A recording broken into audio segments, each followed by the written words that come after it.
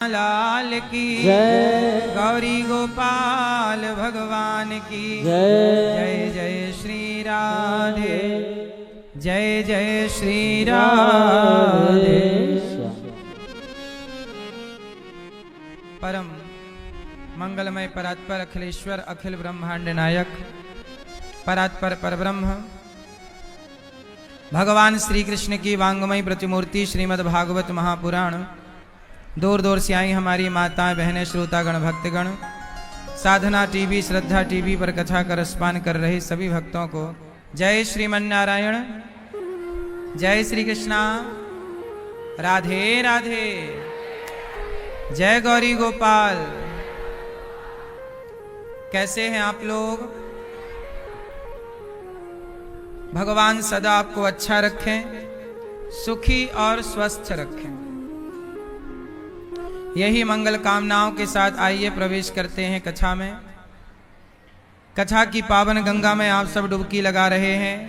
परीक्षित बन के हमारी मैया श्रीमती जागृति मैया और श्री हितेश भाई पटेल जी आप कथा का रसपान कर रहे हैं और अपने 21 पीढ़ी को तार रहे हैं। जो भागवत सुनता है उसकी 21 पीढ़ियां तर जाती हैं।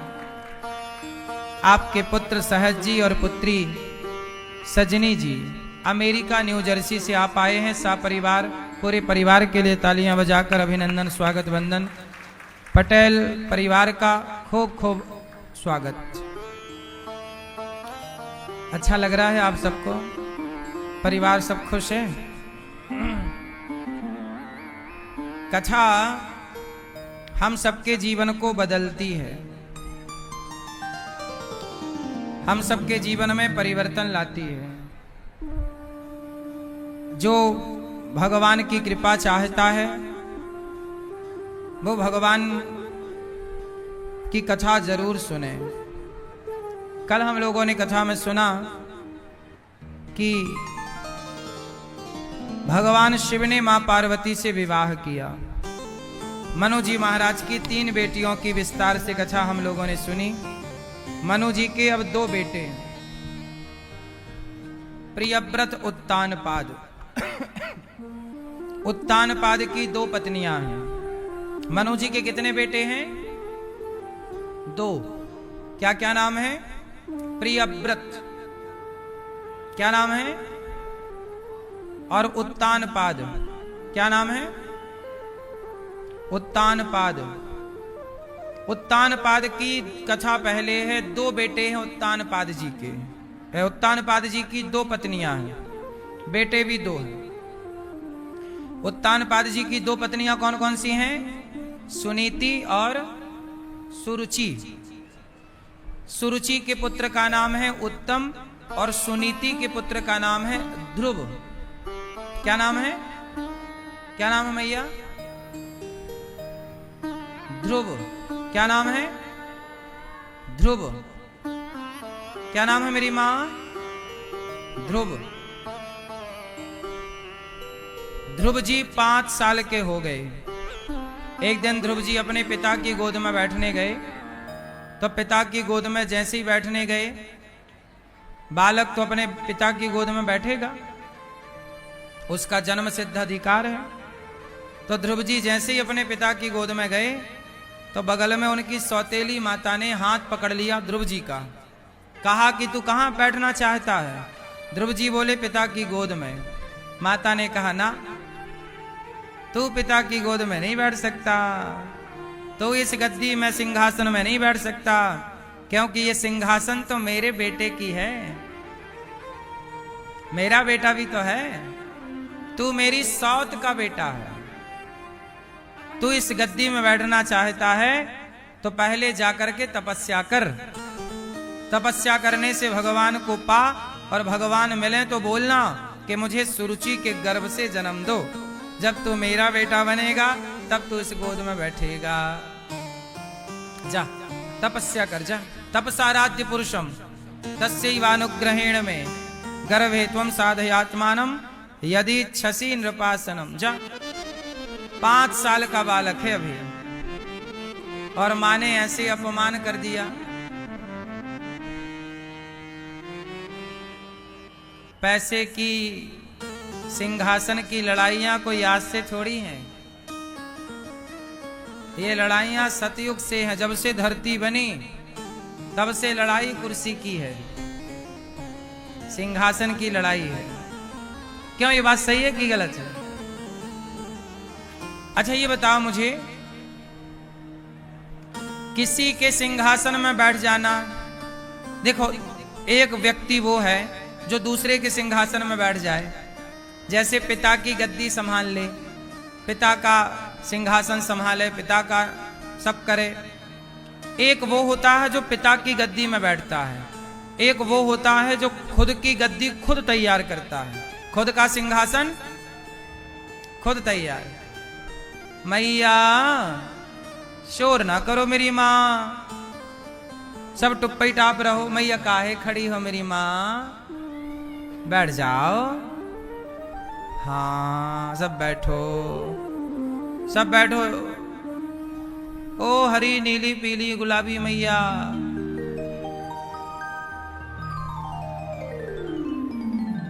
ओ मैया काहे छोरा रुला रही हो तुम? सुनो, आप बताओ कौन सा बेटा अच्छा होता है, जो पिता की सिंहासन पर बैठे या जो अपनी सिंहासन खुद अपनी मेहनत से तैयार करे? कौन अच्छा है? हैं? ये कथाएं ये सिखाती हैं कि पिता की सिंहासन पर बैठना जरूरी नहीं है। आप अपनी सिंहासन अपनी मेहनत से बना सकते हैं। ध्रुव जी को अपमानित कर दिया उनकी सौतेली माँ ने। ध्रुव जी आए घर, माँ ने कहा, सुनीति ने कहा, क्या हुआ बेटा? ध्रुव जी रो रहे थे तो माँ ने कहा क्या हुआ? ध्रुव जी ने कहा, माँ हमारी सौतेली माता ने अपमान कर दिया, कह दिया तू अभागिन का बेटा है, जा तपस्या कर। माँ क्या मैं पिता की गोद में नहीं बैठ सकता? तब माता सुनीति ने अपने बेटे को समझाया। इस तरफ शोर क्यों हो रहा है बेटा? शांत बेटा, शांत रहो, चुप रहो, शोर ना करो।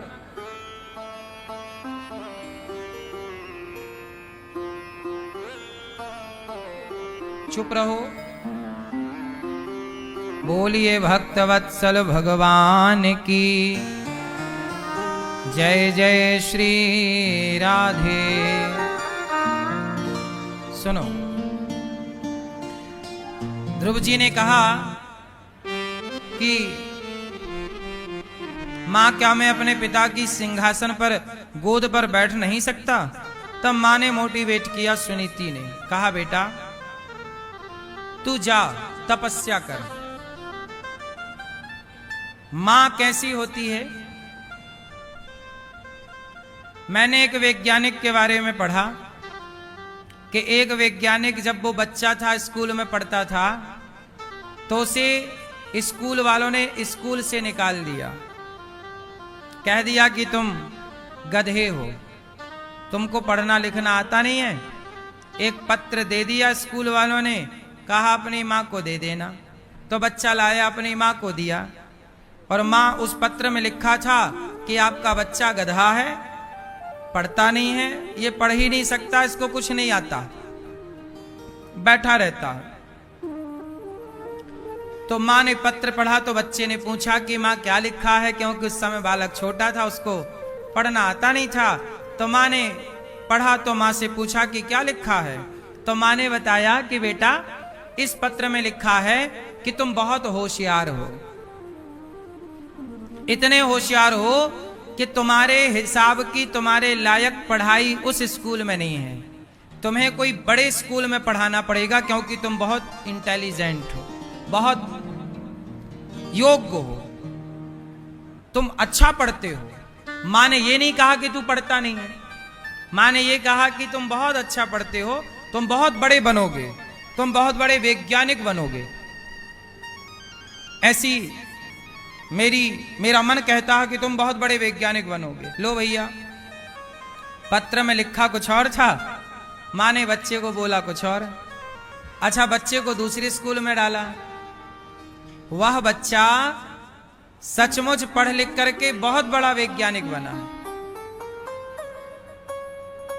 जिसे स्कूल ने निकाल दिया था कि ये कुछ नहीं कर सकता, वह बालक बहुत बड़ा वैज्ञानिक बना। इससे यह सिद्ध होता है कि कोई ये जज नहीं कर सकता कि आप में काबिलियत नहीं है। जिसे कह दिया जाए कि तुझ में कोई काबिलियत नहीं है, यदि वो बच्चा भी चाहे तो सबसे अधिक काबिल अपने आप को बना सकता है। आदमी चाहे तो सब कुछ कर सकता है। 0 नंबर लाने वाला 100 नंबर ला सकता है, कुछ ना करने वाला सब कुछ कर सकता है। आप किसी को ये नहीं कह सकते कि ये बच्चा गधा है, ये कुछ नहीं कर सकता। हर बच्चा सब कुछ कर सकता है, बस उस बच्चे को सही मार्गदर्शक की जरूरत है। अच्छा ये बताओ, महाभारत किसने लड़ा? उत्तर दो मेरी मां। किसने लड़ा? अर्जुन ने। अर्जुन लड़े और जीते भी। बोलो हां, बोलो हां कि ना। अर्जुन लड़े और जीते भी, परंतु अर्जुन लड़े किसकी बदौलत? कृष्ण की बदौलत। अर्जुन कह रहे थे मैं नहीं लड़ूंगा, मेरे से लड़ा ना जाएगा। अर्जुन तो युद्ध शुरू होने से पहले ही हार गए। हारे हुए अर्जुन को जिता किसने दिया? भगवान कृष्ण के मोटिवेशन ने, भगवान कृष्ण की ज्ञान ने, भगवान कृष्ण के पॉजिटिविटी ने, भगवान कृष्ण की भगवद गीता ने। यदि भगवान कृष्ण की भूमिका यदि मां निभाने लग जाए, पिता निभाने लग जाए, स्कूल के टीचर निभाने लग जाए, तो हर बच्चा अर्जुन बन सकता है। आज बच्चा अर्जुन इसलिए नहीं बन पाता क्योंकि उसे कृष्ण जैसा कोई मार्गदर्शक नहीं मिलता। वरना मुझे लगता है कोई बच्चा गधा नहीं होता, कोई बच्चा ऐसा नहीं है। आप जितने गधे बच्चे आपको लग रहे हैं कि ये कुछ नहीं कर सकते, आप लाओ उन बच्चों को, उन बच्चों को हम बहुत कुछ करने के योग्य बना सकते हैं। जो 0 नंबर ला रहे हैं ना, उन्हें भी परेशान होने की जरूरत नहीं है। जो 0 नंबर ला रहे हैं वो भी इतिहास रच सकते हैं। बोलो हां कि ना। 100 नंबर लाने वाला ही इतिहास रचता है कि 0 वाला भी रच देता है? 0 वाला भी रच सकता है। बड़े बड़े बिजनेसमैन, बड़े बड़े व्यापारी, बड़े बड़े उद्योगपति वो लोग हैं जो कम पढ़े लिखे हैं। इसलिए ये कैसे पता लगाएं कि कोई ज्यादा विद्वान है, कोई कम विद्वान है, कोई ज्यादा पढ़ा लिखा, कोई कम पढ़ा लिखा? नहीं साहब, मुझे लगता है कि कृष्ण की जरूरत है। हर बच्चा अर्जुन हो सकता है, जरूरत केवल कृष्ण की। सही मार्गदर्शन की जरूरत है। सही है कि गलत है? इसलिए आप अपने बच्चे के कृष्ण बनो, आप कृष्ण बनो और अपने बच्चे को मोटिवेट करो। कभी ये मत कहो कि तुम ये नहीं कर सकते, सदा उसे पॉजिटिविटी से भरो, बेटा तुम कर सकते हो, करो। आज समाज में यही तो है, लोग यही तो कहते हैं तुमसे नहीं होगा, तुम नहीं कर सकते। इसलिए सारे लोग नौकरी करने लग गए कि नहीं हमसे बिजनेस नहीं हो सकता, हम नहीं कर सकते, तो चलो नौकरी करो। सारी जिंदगी नौकरी करते करते मर जाते हैं, नौकर बन के रहते हैं, जबकि आप मालिक भी बन सकते हैं। एक बैंक के मैनेजर मेरे पास आए, वो हेड थे, मतलब उनके अंडर में 1000 बैंक आती थी, 1000-2000 बैंक के 1000-2000 बैंकों के मैनेजर के भी ऊपर जो चीफ हैं वो आए हमारे पास, बैठे। हमने कहा कि भाई आप कितना कमा लेते हो? बोले गुरुजी मिल जाता है 2.5-3 लाख रुपए। हमने कहा आपके नीचे कितने लोग काम करते हैं? बोले 2000 तो मैनेजर ही हैं, हम मैनेजर के नीचे 5-5 और जोड़ लो, इतने लोग हमारे नीचे काम कर रहे हैं। हमने कहा आप देखो 3 लाख रुपए कमाते हो और हजारों लोगों को संभालने की काबिलियत आपके अंदर है, आप बहुत योग्य हैं। सोचिए कि आप हजारों को संभाल सकते हैं, इतनी बुद्धि रखते हैं, इतने पढ़े लिखे हैं, तो आप व्यापार करते तो कितने सफल व्यापारी बनते। व्यापार करते तो आज महीने का करोड़ों रुपए कमा रहे होते, आपके नीचे हजारों लोग काम कर रहे होते। अब ये तो सब बैंक के कार्यकर्ता हैं, आप बैंक के नौकर हैं एक प्रकार के। 3 लाख रुपए कमा रहे हैं तो आप भी तो बैंक के नौकर हैं, भले बड़ा पद है आपका, लेकिन हो तो आप भी नौकर। 3 लाख रुपए कमा के भी आप बने क्या? नौकर। अरे नौकरियां उनके लिए होती हैं जो कम जानते हैं, कम पढ़े लिखे हैं थोड़ा। चलो अब तुम कुछ व्यापार कर नहीं सकते, बिजनेस कर नहीं सकते, दिमाग ज्यादा चलता नहीं है, सीधा सीधा है। वो शादी वाला घोड़ा नहीं होता, उस घोड़े की आंखों में ऐसी पट्टी बांध दी जाती है। बोलो हाँ, वो केवल सीधा देख सकता है, अगल बगल का नहीं देख सकता, क्योंकि पट्टी बंधी है ऐसे। बोलो हाँ कि ना? ऐसे उसे सीधा देखा तो सीधा देख। तो नौकरी बिल्कुल सीधा काम है, जाओ टाइम से करो काम, घर आओ, महीना हुआ मैसेज आ गया, आ गई सैलरी, बस। लेकिन व्यापार में, बिजनेस में थोड़ा दिमाग लगाना पड़ता है, थोड़ी प्लानिंग करनी पड़ती है, थोड़ा परेशान भी होना पड़ता है, थोड़ा नुकसान भी सहना पड़ता है, तब जाके आप सफल होते हैं। तो कहने का अर्थ सिर्फ इतना है कि नौकरी करने वाला बड़ा है कि व्यापार करने वाला बड़ा है। नौकरी मतलब नौकर। अच्छा बताओ, नौकरी लेने वाला बड़ा कि नौकरी देने वाला बड़ा? कौन बड़ा? कौन बड़ा? नौकरी देने वाला बड़ा। तो आप लोग नौकरी लेने वाले बनना चाहते हैं कि नौकरी देने वाला बनना चाहते हैं? इसलिए अपने बच्चों को पढ़ाओ, पर नौकरी लेने के लिए मत पढ़ाओ। पहले से बच्चों के दिमाग में फीड कर दो कि बेटा पढ़ लिख के तुम्हें नौकर नहीं बनना, मालिक बनना है, नौकरी देने वाला बनना है। 10 लोगों को रोजगार दो, 50 लोगों को रोजगार दो, तब इस देश का भला होगा। नौकरी लेने वाला तो चलो वही घोड़े की पट्टी बंधी है, सीधा सीधा चलो। आपके पास दिमाग है तो आप व्यापार कीजिए, थोड़ा दिमाग कम है तो आप नौकरी कीजिए। बोलो हाँ। ज्यादा दिमाग वाला नौकरी करता है कि कम दिमाग वाला? बोलो मेरी मां।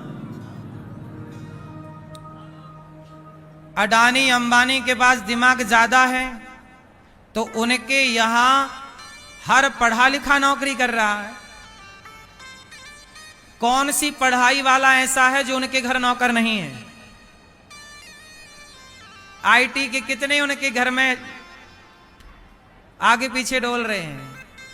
सबसे उच्च कोटि की पढ़ाई आप पढ़ लो, इतना पढ़ के तुम्हें बनना क्या पड़ेगा? नौकर साहब। इसलिए पढ़ाई आपको नौकर बनाएगी।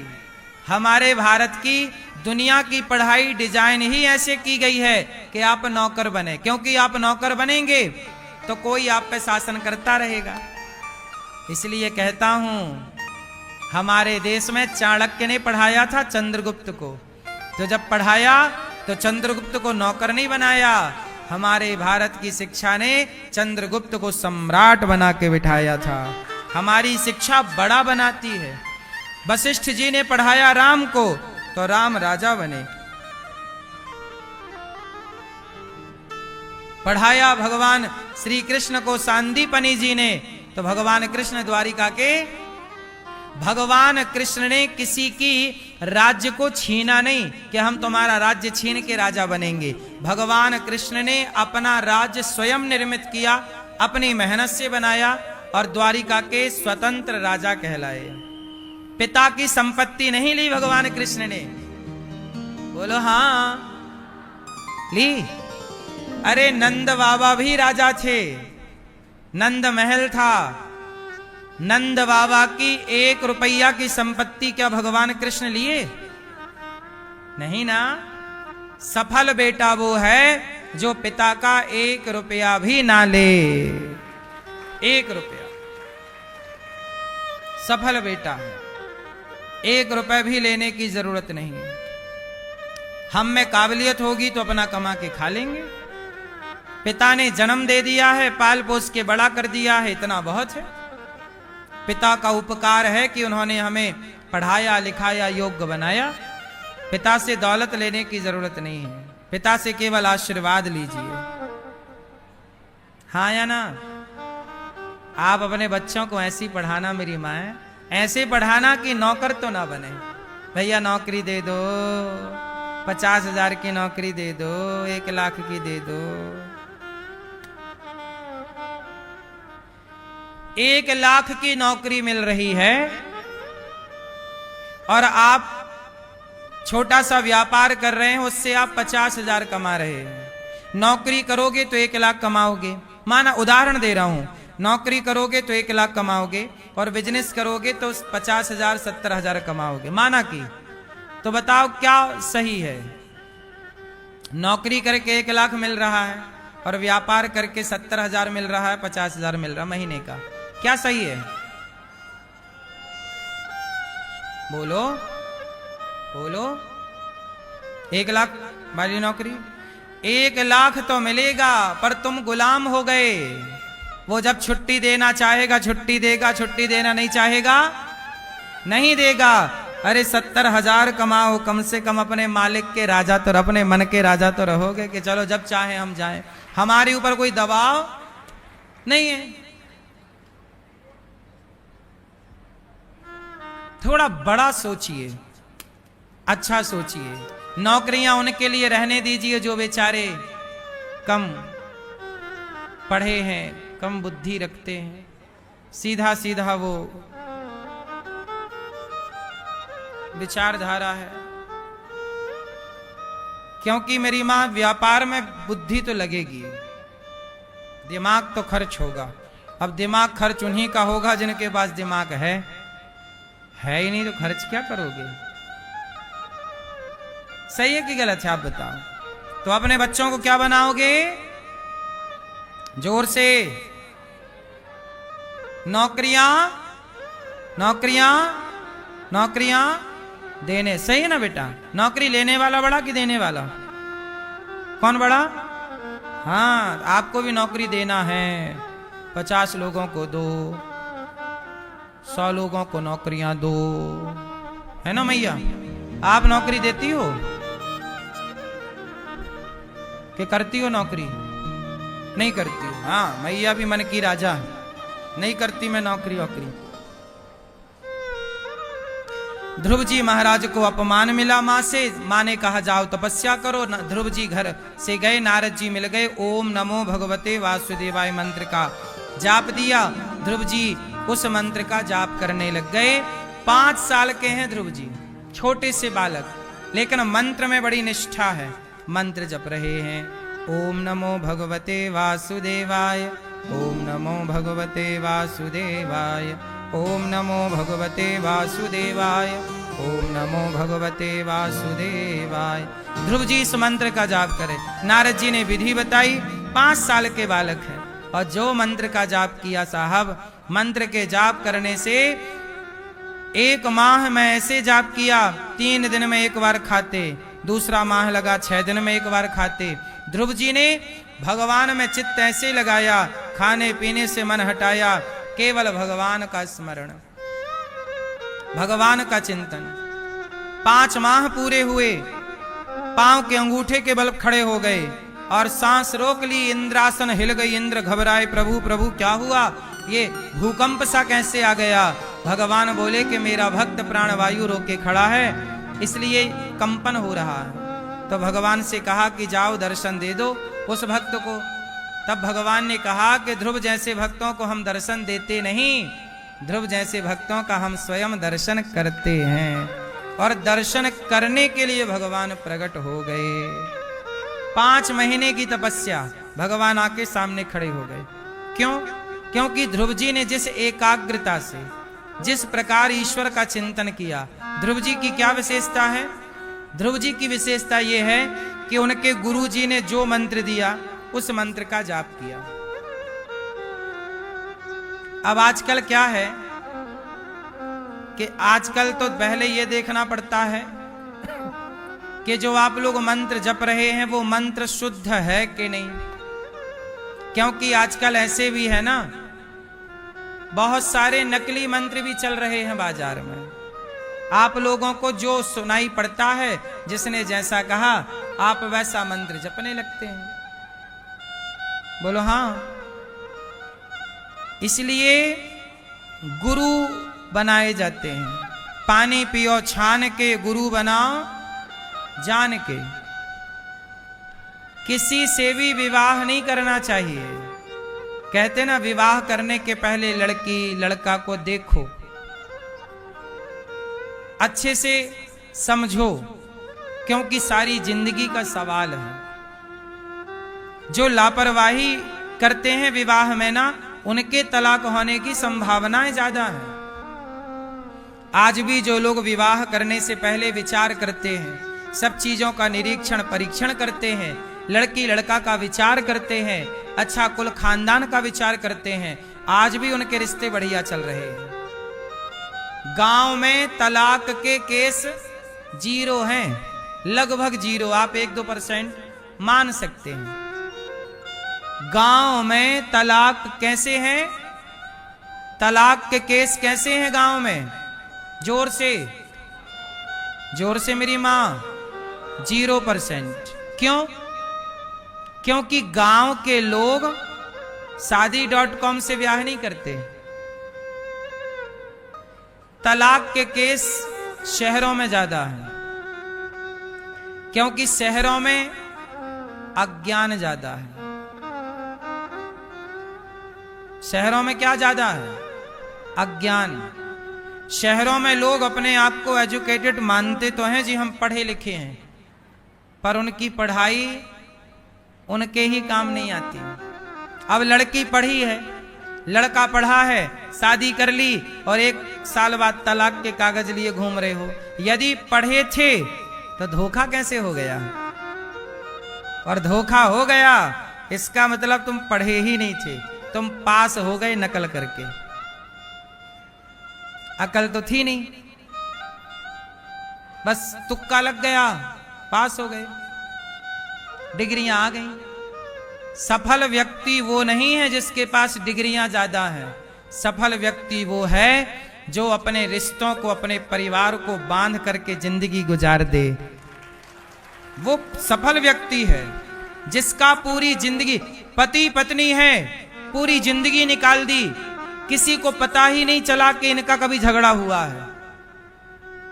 गांव के लोग सारी जिंदगी गुजार देते हैं, बगल वाले को खबर नहीं मिलती कि इनके आज झगड़ा हुआ है, पति पत्नी का। एक भी केस नहीं है मेरे गांव में तलाक के, 0 केस तलाक के। क्यों?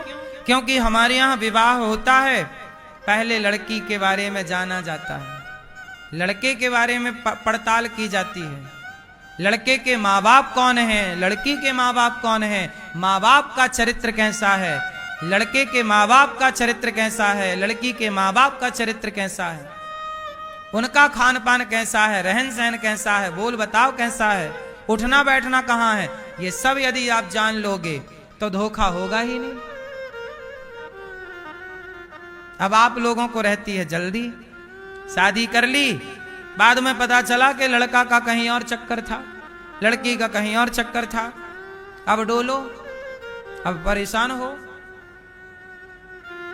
इसलिए बिना विचारे जो करें सो पाछे पछताएं, काम बिगाड़ें आपनो जग में होत हंसाएं। इसलिए बहुत विवेक पूर्वक निर्णय लेना चाहिए। आप बताओ पढ़ा लिखा कौन है? जो पढ़ लिख के तलाक ले और दे वो पढ़ा लिखा है? जो माँ बाप को घर से निकाल दे वो पढ़ा लिखा है? कौन पढ़ा लिखा है? जो अपनी पत्नी का रिश्ता, जो अपनी पत्नी को निभाए, जो अपने पति को निभाए, जैसा है पति, जैसी है पत्नी निभा रहे हैं। अपनी पत्नी के सिवा किसी को नहीं देख रहे हैं, पति के सिवा कहीं और मन नहीं। ये लोग पढ़े लिखे समझदार हैं, जो रिश्तों को निभाना जानते हैं। आजकल बड़े बड़े पढ़े लिखे लोग रिश्तों की कदर नहीं करते। बोलो हाँ। बिल गेट्स की पत्नी ने 27 साल बाद बिल गेट्स को तलाक दे दिया। बोलो हाँ।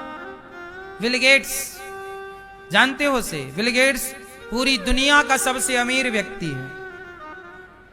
इतना बड़ा आदमी है कि पाकिस्तान जैसे कई देश एक दिन में खरीद सकता है, पूरा देश खरीद सकता है। इतना बड़ा आदमी है, लेकिन उसकी पत्नी ने तलाक दे दिया।